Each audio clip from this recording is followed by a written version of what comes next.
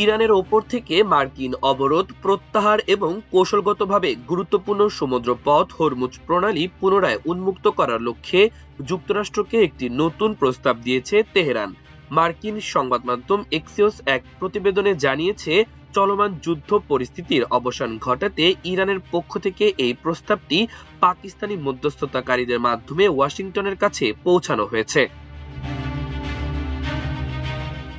এই বিশেষ প্রস্তাবে ইরান যুদ্ধ বন্ধের ওপর জোর দিলেও তাদের বিতর্কিত পারমাণবিক কর্মসূচি সংক্রান্ত আলোচনাকে ভবিষ্যতের জন্য স্থগিত রাখার শর্ত জুড়ে দিয়েছে।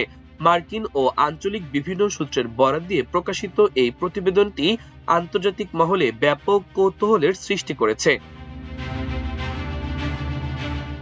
প্রতিবেদনের তথ্য অনুযায়ী ইরান চাইছে যুক্তরাষ্ট্র আগে তাদের বন্দরগুলোর ওপর থেকে নৌ অবরোধ তুলে নিক এবং হরমুজ প্রণালী দিয়ে বাণিজ্যিক জাহাজ চলাচলের স্বাভাবিক পরিবেশ ফিরিয়ে আনুক।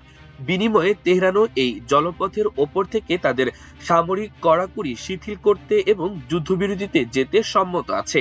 তবে এই আলোচনার মধ্যে পারমাণবিক অস্ত্র বা ইউরেনিয়াম সমৃদ্ধকরণ সম্পর্কিত কোনো শর্ত এখনই অন্তর্ভুক্ত করতে রাজি নয় তারা। তেহরানের এই কৌশলগত অবস্থান মূলত বর্তমান সংকট থেকে সাময়িক মুক্তি পাওয়ার একটি পথ হিসেবে দেখা হচ্ছে, যাতে যুদ্ধের কারণে বিপর্যস্ত অর্থনীতিকে কিছুটা স্থিতিশীল করা সম্ভব হয়। তবে এই প্রস্তাবটি নিয়ে মার্কিন প্রশাসনের ভেতরে গভীর উদ্বেগ তৈরি হয়েছে বলে এক্সিওসের প্রতিবেদনে উল্লেখ করা হয়েছে। বিশ্লেষকরা মনে করছেন, যদি ট্রাম্প প্রশাসন হরমুজ প্রণালী নিয়ে এখনই কোনো চুক্তিতে পৌঁছায় এবং বন্দরগুলোর ওপর থেকে অবরোধ সরিয়ে নেয়, তবে ইরানের পারমাণবিক কর্মসূচি নিয়ন্ত্রণের ক্ষেত্রে ওয়াশিংটনের হাতে আর কোনো জোরালো দর কষাকষির হাতিয়ার থাকবে না।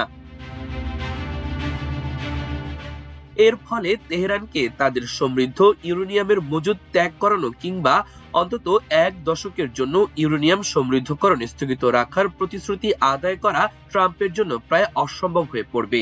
মূলত সামরিক চাপের সুযোগে ইরানকে একটি কঠোর পারমাণবিক চুক্তিতে বাধ্য করার যে পরিকল্পনা হোয়াইট হাউসের ছিল, তা এই প্রস্তাবের ফলে বাধাগ্রস্ত হতে পারে।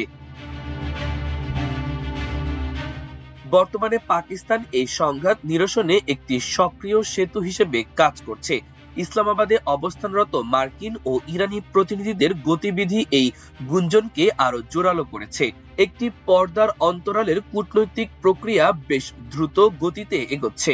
তবে প্রেসিডেন্ট ডোনাল্ড ট্রাম্প ইরানের এই আংশিক প্রস্তাবে শেষ পর্যন্ত সায় দেবেন কিনা তা নিয়ে যথেষ্ট সংশয় রয়েছে।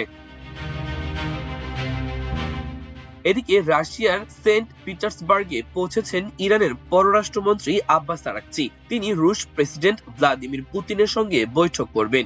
ইরানের সরকারি বার্তা সংস্থা IRNA এই তথ্য জানিয়েছে। মাল্টিমিডিয়া ডেস্ক, আমার দেশ।